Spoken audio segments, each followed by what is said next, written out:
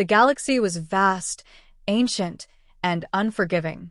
Stars burned and died, empires rose and crumbled, but in the grand scheme of things, no one cared about the little moments that shaped the cosmos. Freren's life had been defined by such moments, quick decisions, narrow escapes, and enough lies to build a tower of broken trust. As he adjusted the controls of his worn-out starship, the Vagabond, he reflected on the latest gamble that brought him here. "This better be worth it," he muttered under his breath, his sharp pink eyes scanning the holographic map of a treacherous asteroid belt. Beyond it lay the coordinates of the meeting point, a rundown Krell refueling station orbiting a dying star. Freren wasn't alone. In the dimly lit cockpit, the blue-scaled figure of Miss Ramiki sat silently, her posture rigid, her gaze fixed on the window ahead. She was a stark contrast to Freren's fox-like, ever-shifting demeanor. Where he embodied wit and adaptability, she was discipline and purpose incarnate. "This codex of yours," Ramiki began, her voice low and measured, "are you certain it even exists? Or is this another one of your adventures?" Freren flashed her a grin, his sharp teeth glinting in the faint light. "Oh, it exists, Miss Honorbound. And if half the legends are true, it's the kind of thing that makes fools into kings." Ramiki's tail flicked with irritation, but she said nothing. She had her reasons for agreeing to this partnership, and none of them included trusting Freren. She had heard the rumors about humanity, restless, unpredictable, and annoyingly resourceful. Freren seemed to embody all those traits, wrapped in a smug, self-serving package. The silence between them was interrupted by an alert. They had entered the asteroid field, a chaotic mess of spinning rocks and debris, remnants of a planetary collision eons ago. Freren leaned forward, his hands dancing over the controls. "Hold on, Ramiki. This is where the fun starts." The ship weaved through the asteroid field, Freren's piloting skills evident in the smooth, almost reckless maneuvers he pulled off. Ramiki's claws dug into her seat, but she refused to show discomfort. "You call this fun?" she snapped, her eyes narrowing. Freren laughed, the sound tinged with genuine enjoyment. "Come on, admit it. You're impressed. You're insufferable." They reached the edge of the asteroid field unscathed, the looming silhouette of the Krell station now visible against the dim glow of the dying star. Ramiki's expression hardened. "Remember the plan. We're here to gather intel on the Codex's location, not start a war." "Relax," Freren replied, grabbing a worn satchel from under his seat. "Starting wars is bad for business." As they docked at the station, the stale air of the Krell outpost hit them like a wall. The place reeked of desperation, its corridors filled with scavengers, mercenaries, and traders looking for their next opportunity. Ramiki kept a hand near the hilt of her blade, her sharp eyes scanning the crowd for threats. Freren, on the other hand, moved with practiced ease, nodding and smiling at anyone who glanced his way. "Blend in," he whispered to Ramiki. "You look like you're about to challenge everyone here to a duel." "I don't need your advice," she replied coldly, but relaxed her posture slightly. Their destination was a rundown cantina near the station's core, where Freren's contact awaited. The cantina was a hive of activity, filled with the low hum of alien languages and the clinking of glasses. At a corner table sat a shifty-looking insectoid alien, its multiple eyes darting nervously as Freren and Ramiki approached. "You're late," the alien hissed, its mandibles clicking in irritation. "Traffic," Freren said smoothly, sliding into the seat across from the alien. Ramiki stood behind him, her presence imposing enough to dissuade any interruptions. The conversation was brief, but tense. The alien provided the coordinates to the Codex's supposed location, a forgotten world on the edge of explored space. In exchange, Freren handed over a small data chip, its contents known only to him. As they left the cantina, Ramiki spoke, her voice low and accusatory. "What did you just trade?" Freren shrugged, his grin never faltering. "Nothing you need to worry about. Focus on the mission." Before she could press further, a loud commotion erupted behind them. A group of Krell guards stormed into the cantina, their weapons drawn. Frerin cursed under his breath. Time to go. The duo navigated the chaotic corridors of the station, evading patrols and blending into the crowd when necessary. Ramiki's combat instincts were invaluable, her sharp senses catching threats before they materialized. Frerin, for his part, relied on charm and quick thinking, deflecting suspicion with practiced ease. Back aboard the Vagabond, they wasted no time undocking and setting course for the Codex's coordinates. As the ship entered hyperspace, Ramiki confronted Frerin. The Krell didn't just storm in by coincidence. What aren't you telling me? Frerin's expression darkened, a rare moment of seriousness crossing his features. The Codex, it's not just a relic. It's a weapon, Ramiki. One that could change everything. Ramiki's eyes narrowed. And you still think it's a good idea to chase after it? Frerin leaned back in his seat, a hint of defiance in his gaze. Someone's going to find it eventually. Better it's us than someone worse. For a moment, neither spoke, the weight of Frerin's words hanging heavy in the air. Finally, Ramiki broke the silence. You're playing a dangerous game, human. Let's hope you know what you're doing. Frerin's grin returned, though it lacked its usual confidence. Danger's half the fun. As the ship hurtled through hyperspace, both knew there was no turning back. The Codex awaited, and with it, the promise of power or destruction. The cold expanse of space was both liberating and suffocating. As the Vagabond hurtled closer to the coordinates, Frerin and Ramiki sat in tense silence, each lost in their thoughts. The mission had taken on a sharper edge since Frerin's admission. The Codex wasn't just an ancient artifact, it was a weapon. Frerin's usual cavalier attitude didn't comfort Ramiki this time. She couldn't decide if his boldness came from courage or ignorance. Breaking the silence, Frerin spoke. You've been quiet. That's not like you. I'm thinking, Ramiki replied, about how reckless this is. Frerin chuckled softly. Reckless? Come on, Ramiki, admit it. You thrive on this kind of danger. She glared at him, her tail twitching. I thrive on purpose, not chaos. You might find glory in taking risks, but I find honor in calculated action. If the Codex is as powerful as you say, do you even have a plan for what happens after we find it? Frerin leaned back in his chair, folding his arms. We keep it out of the wrong hands. Simple. It's never that simple, she countered. What makes you so sure you're not one of the wrong hands? The sharpness in her tone hit its mark. For a moment, Frerin didn't answer, his grin faltering.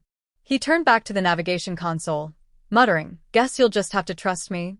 The ship jolted as it exited hyperspace, the planet beneath them coming into view. It was a desolate, barren world, its surface marked by ancient scars of tectonic upheaval and massive craters. Frerin glanced at the readings. The Codex is down there, somewhere under all that mess. Ramiki studied the planet with suspicion. If it's been hidden this long, it won't be unguarded. You're not wrong, Frerin admitted. But I've got a feeling we're not the only ones looking for it. We better move fast. They descended to the surface, landing the ship near the ruins of what seemed to be an ancient city, long abandoned and half-buried in sand and rock. The air was thin, the atmosphere hostile. Ramiki adjusted her breathing mask while Frerin strapped on his pack, checking a small handheld device for directional signals. The ruins were a maze of crumbled walls and broken pathways, the remnants of a civilization forgotten by time. As they moved cautiously through the debris, Ramiki's sharp instincts kicked in. We're being watched, she whispered. Frerin froze, scanning the shadows. Krell? Possibly. Or worse. Her warning proved true. A sudden explosion of movement erupted around them as a group of scavengers, ragtag and desperate, attacked. Frerin dove behind a crumbling pillar while Ramiki drew her blade, her movements swift and precise. The scavengers were no match for her combat skills, but their numbers threatened to overwhelm them. Frerin, crouched behind cover, rummaged through his pack and pulled out a small cylindrical device. He twisted it and tossed it into the fray. A bright flash and a deafening crack sent the scavengers scrambling, giving Ramiki the upper hand. In moments, the attackers were either incapacitated or retreating. Frerin emerged, dusting himself off. See? Human ingenuity. You're welcome. Ramiki glared at him, but sheathed her blade. They were desperate, not skilled. If that's the kind of resistance we face here, I'm more worried about who's behind them. As they pressed deeper into the ruins, the air grew colder, the structures more intact. The architecture became strange, almost alien in its complexity, with walls etched in patterns that seemed to shift when viewed from different angles. Ramiki studied the carvings. These aren't Krell designs. This is older. Much older.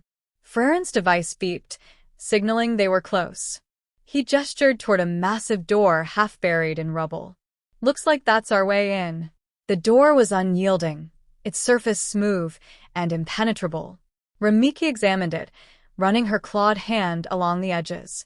No visible mechanism. How do we open it? Frerin smirked, pulling out another device. You're not the only one who came prepared.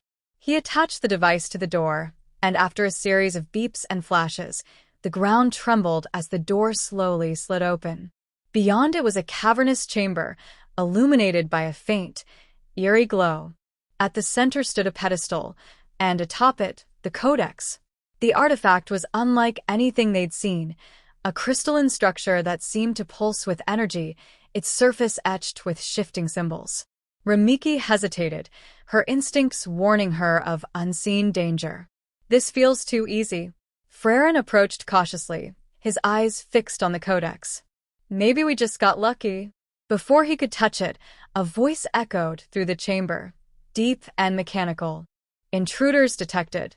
State your purpose or face termination. The ancient AI had awakened.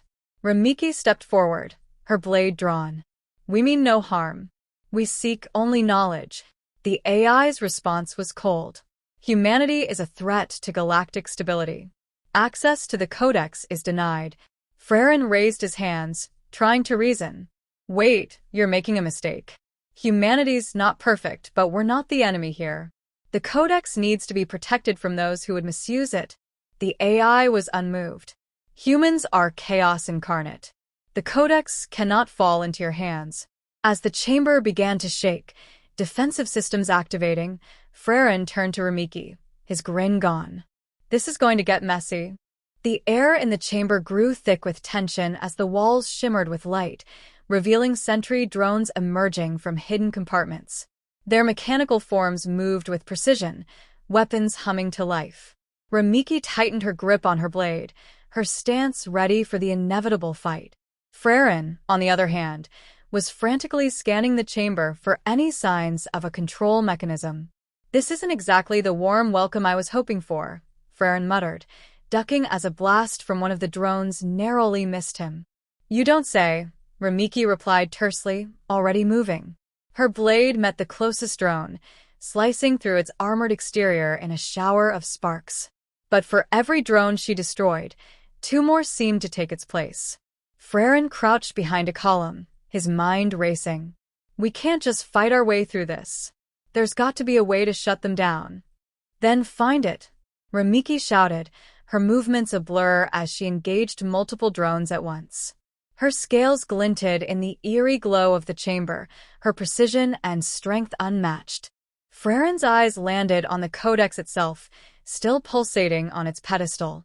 The shifting symbols on its surface seemed to form patterns, as if responding to the chaos around it. He realized the artifact might be more than just a weapon or a relic. It was a key. He bolted toward the pedestal, narrowly avoiding a blast that scorched the ground beside him. Cover me, he yelled, trusting Ramiki to hold the line. Ramiki didn't hesitate, positioning herself between Frerin and the advancing drones. Her strikes became more calculated, her focus absolute. She had to buy him time, even if she didn't fully trust his plan. Frerin reached the pedestal, his hands hovering over the Codex. The energy radiating from it was almost overwhelming, and the symbols shifted faster, as if reacting to his presence. Okay, Codex, let's hope you like humans, he murmured, placing his hands on its surface. A surge of energy shot through him, and his vision blurred. For a moment, he wasn't in the chamber anymore. He was somewhere else, an endless expanse of light and knowledge, voices whispering in languages he couldn't comprehend. Images of galaxies, civilizations, and conflicts flashed before his eyes. The Codex was alive in a way. It wasn't just a tool, it was a repository of knowledge and power, designed to protect itself from those it deemed unworthy. Frerin could feel it probing him, testing him. "What do you want?" he whispered, his voice trembling. The response wasn't verbal, but he understood. The Codex sought balance. It wasn't interested in power for its own sake. It wanted a guardian who could wield it wisely. Frerin's grip tightened. "You think humanity's a threat? Fine. But we're also survivors, builders, dreamers. We screw up, yeah, but we also rise above it. If you're looking for perfection, you won't find it. But if you're looking for hope, for determination, you won't find better than us." The whispers grew louder, and the energy coursing through him intensified. Then, just as suddenly as it began, it stopped. Frerin's vision cleared, and he found himself back in the chamber. The drones had frozen mid-attack, their weapons deactivated. The Codex's glow had softened, its symbols now steady and calm. Ramiki lowered her blade, breathing heavily. "What did you do?" Frerin stepped back from the pedestal, his legs shaky. I passed the test." Before she could respond, the AI's voice returned, though it was no longer hostile. "Authorization granted. Humanity's potential has been acknowledged. The Codex is now under your stewardship." Ramiki's eyes narrowed, her distrust evident. "What does that mean?" Frerin picked up the Codex, its weight surprisingly light in his hands. "It means we've got a lot more responsibility than we bargained for." The chamber began to shift again, but this time it wasn't an attack. Pathways opened, leading them back to the surface. The AI's voice followed them as they ascended. "Protect the Codex. Use it wisely. Failure will not be tolerated." Once outside, the barren landscape seemed almost welcoming compared to the chaos of the chamber. Ramiki turned to Frerin, her expression unreadable. "So, what now? You have the Codex. What are you going to do with it?" Frerin looked down at the artifact, its glow reflected in his sharp pink eyes. "First, we keep it safe. After that, we'll see." Her tail flicked in irritation. "That's not a plan." "It's a start," Frerin replied with a grin, though this time it carried a hint of seriousness. "Besides, we're a team now, right? You'll keep me on the straight and narrow." Ramiki sighed but didn't argue. She knew the weight of what they now carried, and despite her doubts, she couldn't deny Frerin's resolve. As they boarded the Vagabond, the Codex secure, they both knew their journey was far from over. In fact, it was just beginning. The Codex had chosen them. Whether that was a blessing or a curse remained to be seen. As the Vagabond left the planet's orbit, the silence between Frerin and Ramiki carried an unspoken weight. The Codex sat secured in a containment field in the ship's central hold, its faint glow casting shifting shadows on the walls. Neither of them spoke for a long time, each grappling with the magnitude of what they had just done. Frerin broke the silence first, his tone unusually subdued. "You think we did the right thing, taking it?" Ramiki, seated across from him, rested her arms on the table. "It doesn't matter what I think. What matters is what happens now." You heard the AI. Protect the Codex. Use it wisely. That's a responsibility, Frerin, not a victory lap. He nodded, absently tapping the edge of the table. "Yeah, I got that loud and clear. But what if we're not ready for this? What if I'm not?" She tilted her head, studying him. "I've seen humans face impossible odds before, Frerin. Sometimes you win, sometimes you fail, but you never back down. That's what makes your kind both infuriating and remarkable. But you need to understand something. You're not alone in this. You might have the Codex, but we both carry the burden now." Frerin looked up at her, a flicker of gratitude in his eyes. "That a pep talk?" "More of a warning," she replied, her voice sharp. "If you let this thing fall into the wrong hands or lose sight of what it's meant to do, I'll make sure you regret it." He chuckled, though it lacked his usual levity. "Noted."